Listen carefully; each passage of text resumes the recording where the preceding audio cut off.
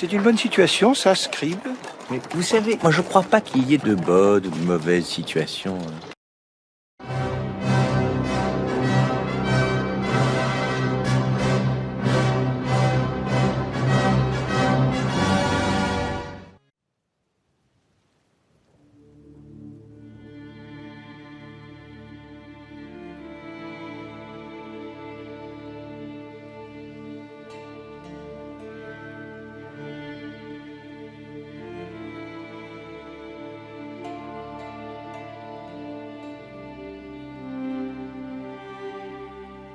Le Xe siècle est probablement le plus atroce de notre histoire. Tout ce qu'on avait vu à la chute de Rome et pendant l'agonie des Mérovingiens fut dépassé. Seule la lutte de tous les jours, la nécessité de vivre qui ne laisse même plus de temps pour les regrets, empêcha les hommes de tomber dans le désespoir. Avec la décadence de l'autorité carolingienne, les calamités recommençaient. Au sud, les Sarrasins avaient reparu. Et puis, un autre fléau était venu, les Normands, qui, après avoir pillé les côtes, s'enhardissaient, remontaient les fleuves, brûlaient les villes et dévastaient le pays. L'impuissance des Carolingiens à repousser ces envahisseurs hâta la dissolution générale. Désormais, le peuple cessa de compter sur le roi. Le pouvoir royal devint fictif. L'État était en faillite. Personne ne lui obéit plus. On cherche protection où l'on peut. Alors, les hauts fonctionnaires se rendent indépendants. Le système féodal que Charlemagne avait régularisé et discipliné s'affranchit et produit un pullulement de souveraineté. L'autorité publique s'est évanouie. C'est le chaos social et politique. Plus de Francie ni de France. 100 1000 autorités locales, au hasard des circonstances, prennent le pouvoir. Le gouverneur de province, le gouverneur de canton, le duc, le comte, de moindres personnages s'établissent dans leurs charges, les lèguent à leurs enfants et se comportent en vrais souverains. C'est comme si, de nos jours, des commandants de corps d'armée, des préfets, des sous-préfets devenaient héréditaires. Ailleurs, ce furent des évêques, des abbés qui recueillirent la succession de l'État tombé dans l'impuissance. Telle fut l'origine des seigneuries ecclésiastiques. Ce serait une erreur de croire que les populations aient été hostiles à ce morcellement de la souveraineté. Tout ce qu'elles demandaient, c'était des défenseurs. La féodalité, issue du vieux patronat, fondée sur la réciprocité des services, naissait de l'anarchie et du besoin d'un gouvernement, comme au temps de l'humanité primitive. Représentons-nous des hommes dont la vie était menacée tous les jours, qui fuyaient les pirates normands et les bandits de toute espèce, dont les maisons étaient brûlées et les terres ravagées. Dès qu'un individu puissant et vigoureux s'offrait pour protéger les personnes et les biens, on était trop heureux de se livrer à lui, jusqu'au servage, préférable à une existence de bêtes traquées. De quel prix était la liberté quand la ruine et la mort menaçaient à toute heure et partout?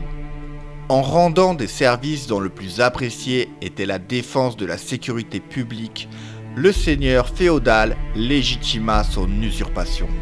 Parfois même, il promettait des garanties particulières à ceux qui reconnaissaient son autorité. Par là, dura l'esprit des franchises provinciales et municipales destinées à une renaissance prochaine.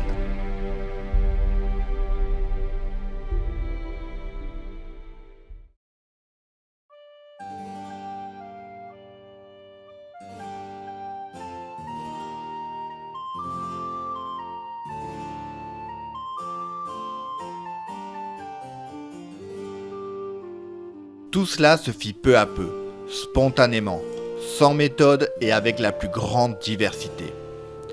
Ainsi naquit une multitude de monarchies locales fondées sur un consentement donné par la détresse. Les abus de la féodalité ne furent sentis que plus tard, quand les conditions eurent changé, quand l'ordre commença à revenir, et les abus ne s'en développèrent aussi qu'à la longue, la valeur du service ayant diminué et le prix que l'on payait étant resté le même. C'est ce que nous voyons de nos jours pour le régime capitaliste. Qui se souvient des premiers actionnaires qui ont risqué leur argent pour construire des chemins de fer ? À ce moment-là, ils ont été indispensables. Depuis, par voie d'héritage ou d'acquisition, leurs droits sont passés à d'autres qui ont l'air de parasites. Il en fut de même des droits féodaux et des charges qu'ils avaient pour contrepartie. Transformés, usés par les siècles, les droits féodaux n'ont disparu tout à fait qu'en 1789, ce qui laisse une belle marge au capitalisme de notre temps. Mais de même que la création des chemins de fer par des sociétés privées fut saluée comme un progrès, ce fut un progrès au Xe siècle de vivre à l'abri d'un château fort. Les donjons abattus plus tard avec rage avaient été construits d'abord avec le zèle qu'on met à élever des fortifications contre l'ennemi.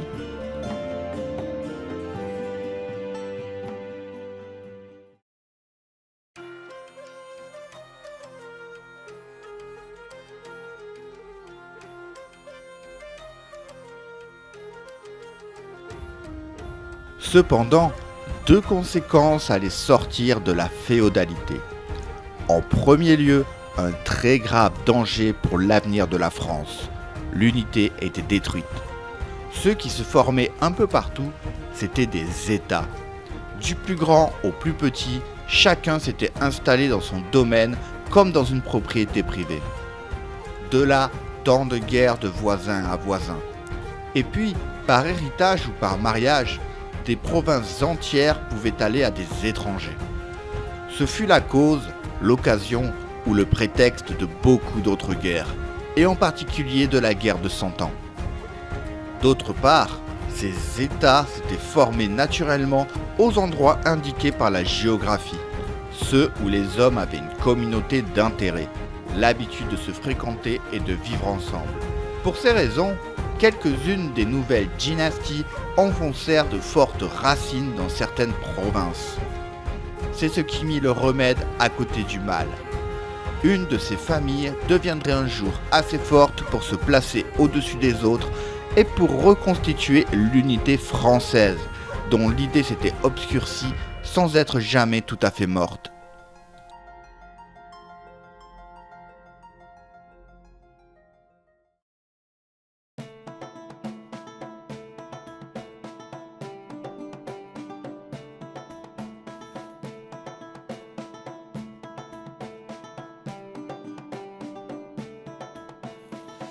Durant cet épouvantable chaos du Xe siècle, il est curieux d'observer avec quelle peine les institutions meurent et combien les nouvelles sont lentes à grandir.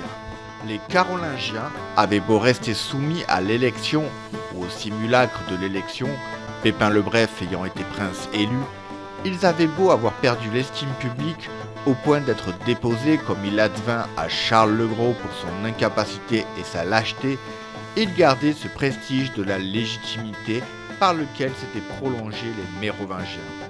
Et, d'autre part, l'ascension de la famille qui était destinée à les remplacer fut lente. Parmi ces souverainetés locales qui avaient poussé partout, il en était de plus importantes que les autres. Ducs de France et de Bourgogne, comtes de Flandre et de Toulouse, ce sont les grands feudataires. Ils mettent en échec la royauté carolingienne. Ils sont vis-à-vis d'elle comme de grands électeurs indociles. Ils lui parlent le langage républicain. Ils lui disent que la loi se fait par la constitution du roi et le consentement du peuple. Le droit, la justice, la liberté sont invoqués contre la monarchie. Cependant, les plus habiles et les plus puissants de ces chefs fondent un État pour assurer leur domination personnelle, et ils aperçoivent la possibilité de se mettre à la place des Carolingiens. C'est pourquoi le principe de l'élection triomphe. Il affaiblit la royauté et il autorise toutes les ambitions. Plus tard, la royauté allemande restera soumise au régime électif, tandis que la nouvelle monarchie française se fortifiera par l'hérédité.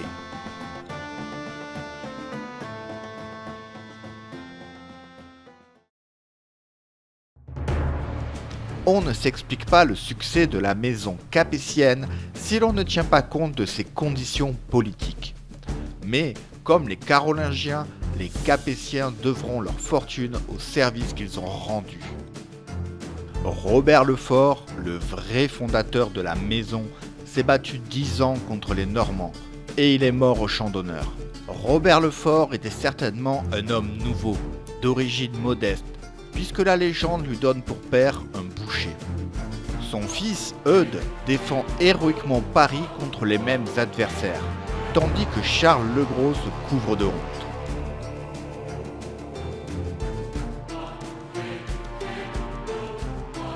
Charles le Gros déposé, Eudes est candidat à une sorte de consulat à vie. Le duc de France fut élu à Compiègne en 888. Il faudra encore 100 ans pour qu'un autre Robertinien, un autre duc de France, devienne vraiment roi. Eudes, après avoir essayé d'étendre son autorité, comprit que les temps n'étaient pas mûrs. Une opposition légitimiste subsistait dans l'Est. Un descendant de Charlemagne l'a rallié et les petits princes qu'alarmait la nouvelle grandeur du duc de France, leur égal de la veille, soutenaient les Carolingiens pour se consolider eux-mêmes.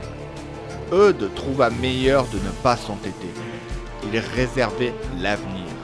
Il se réconcilia avec Charles le Simple et transigea avec lui. À sa mort, le Carolingien prendrait sa succession et retrouverait son trône. Cette restauration eut lieu et ce fut une partie politique habilement jouée.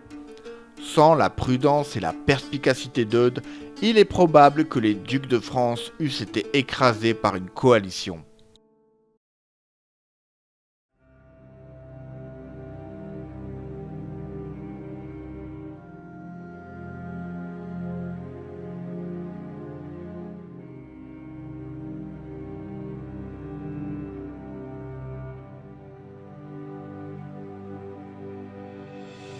Pendant près d'un siècle, ils vont préparer leur accession au trône.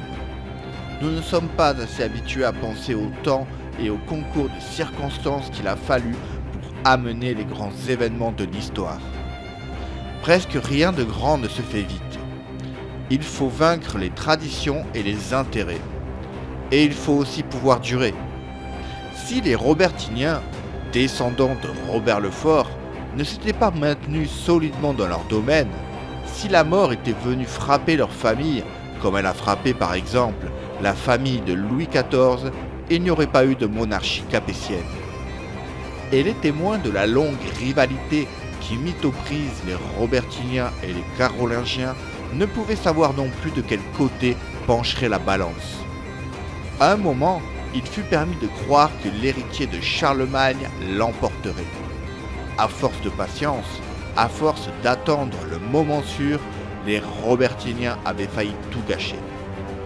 Hugues le Grand se contentait de protéger les Carolingiens, de les faire rois, comme les Pipinides autrefois s'étaient abrités derrière les fainéants mérovingiens. Quand ce faiseur de roi mourut, le Carolingien Lothaire était encore un enfant. Mais cet enfant allait devenir un homme ambitieux et actif.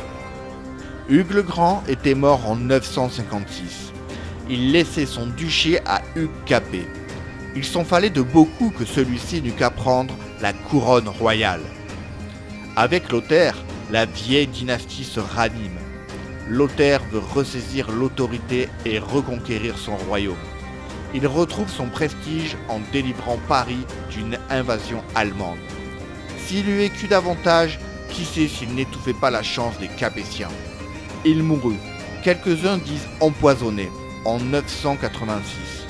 Son fils Louis ne régna qu'1 an et fut tué dans un accident de chasse. Il n'y avait plus de Carolingien qu'un lointain cousin, Charles de Lorraine. Hugues Capet tenait l'occasion que sa famille attendait depuis la mort d'Eudes, et lui-même depuis 30 années. L'affaire n'alla pas toute seule. Hugues trouva heureusement un allié, Adalbéron, archevêque de Reims, qui avait eu de grandes difficultés avec Lothaire et qui l'avait accusé de trahison. Son procès durait encore. Hugues fit proclamer son innocence à l'assemblée de Senlis et, séance tenante, Adalbéron acquitté proposa que le duc de France fût nommé roi à titre provisoire. Une autre assemblée fut convoquée à Senlis pour l'élection définitive. Adalbéron soutenant que Charles de Lorraine n'avait pas de droit au trône pour diverses raisons, dont la plus importante fut qu'il était vassal du roi de Germanie. Ainsi, Hugues Capet fut élu en qualité de prince national en 987. Car ce fut bien une élection. Hugues s'était assuré les voix et Adalbéron l'avait présenté comme le meilleur candidat, celui qui serait le défenseur de la chose publique et des choses privées. Hugues ne négligea aucune chance, aucun argument ni aucun moyen. Il y avait d'ailleurs une centaine d'années que la couronne était devenue élective, non seulement en France, mais en Lotharingie, en Italie et en Allemagne, où elle devait le rester. On avait acquis la pratique de ces élections. Cependant, celle de Hugues fut loin d'être unanime. Plusieurs des grands feudataires, les comtes de Flandre, de Troyes, de Toulouse, le duc d'Aquitaine et quelques archevêques ne la reconnurent pas. Il était clair que la nouvelle dynastie aurait de longues luttes à soutenir avant de reconstituer l'unité du royaume.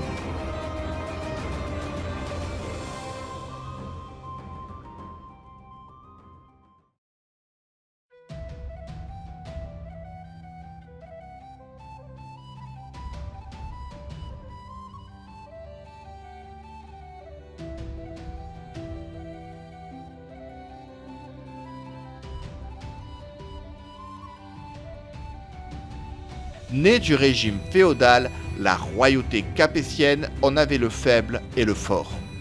Le faible, c'était que la France restait divisée en souverainetés multiples.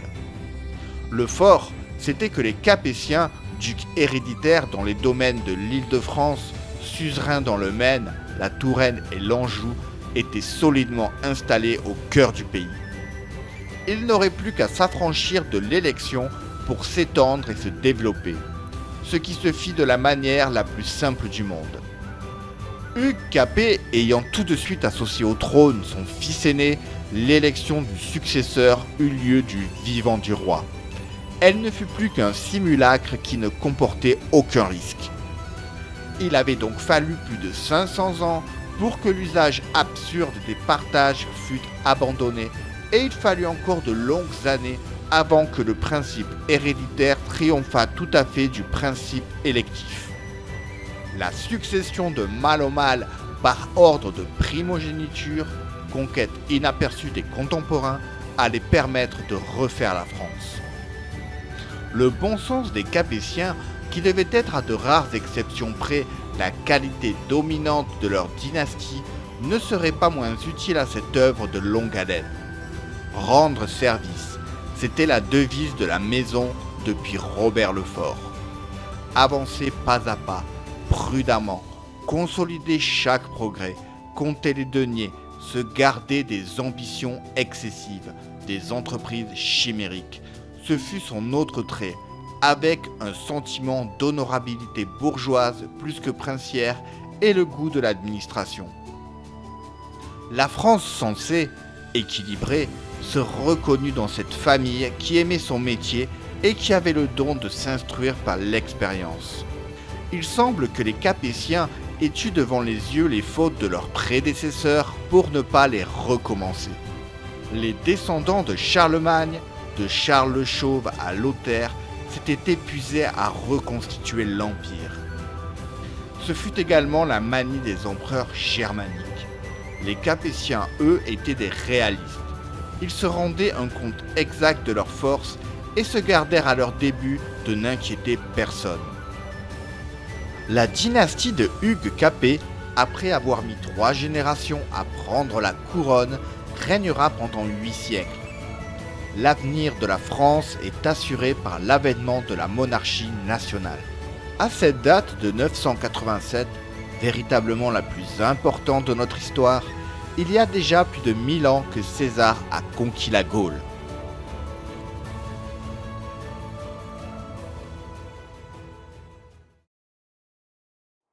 La nouvelle dynastie était elle-même bien fragile.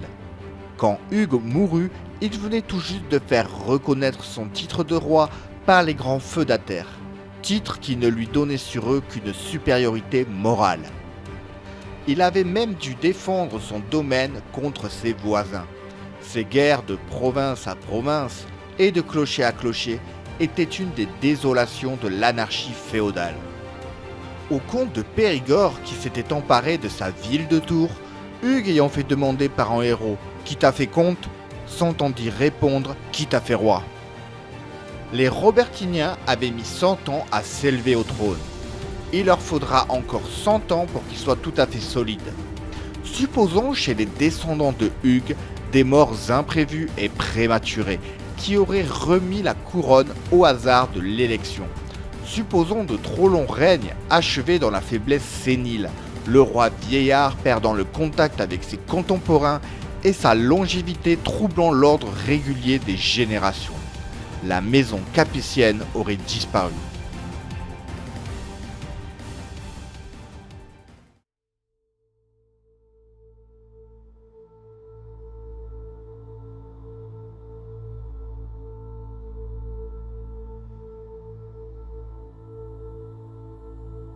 La France avait l'instrument politique de son redressement. Mais quelle longue tâche à accomplir! Les Capétiens n'allaient pas d'un coup de baguette magique guérir les effets de l'anarchie. Le territoire national restait morcelé. Il faudra des siècles pour le reprendre aux souverainetés locales. L'écroulement de la monarchie carolingienne avait produit les effets d'une révolution. Presque tout le capital de la civilisation s'y était englouti. Les famines et les épidémies se prolongèrent jusqu'au siècle suivant. Les conditions de la vie étaient devenues si terribles qu'elles ont donné naissance à la légende d'après laquelle les hommes de ce temps-là auraient attendu la fin du monde et, croyant que l'an 1000 ne pouvait pas être dépassé, auraient, dans une sorte de folie collective, renoncé au travail et à l'effort. Il en resta un grand mouvement mystique, tout un renouveau de l'esprit religieux. L'Église en profita pour imposer les règles qui limitaient les guerres privées et le brigandage. Ce fut la trêve de Dieu.